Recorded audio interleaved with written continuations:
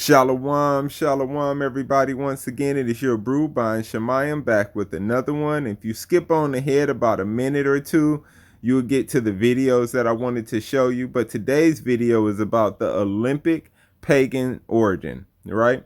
It says the ancient Olympic Games were a religious festival that took place in Olympia, Greece from 776 BCE to around 393 CE.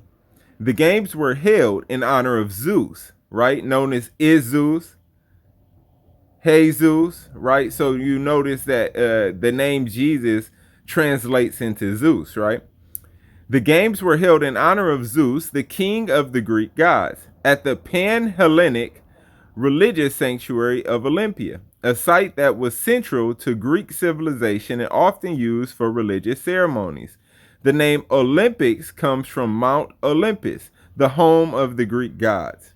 The games were a series of athletic competitions between representatives of city-states and were held every 4 years, or Olympiad, which became a unit of time in historical chronologies. I butchered that.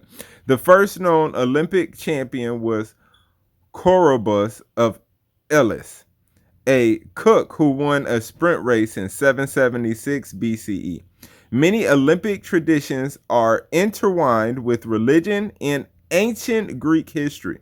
For example, symbolic wreaths made from sacred trees or plants such as the olive, right? So this is talking about all of the things that we still carry today, the pagan rituals that were done in ancient Greece that we still are doing in the Olympics, which is an ancient pagan ritual, right? So there's no surprise once we get to the videos about the pagans and what we see, right? It says, symbolic wreath made of sacred trees or plants, such as olive wreaths from Olympia, were considered to be just as prestigious as more expensive awards, right? So it's saying that the wreath that's so highly touted was precious in that time. Let's watch these videos. Performing the song King, costumes, none other than Louis Vuitton.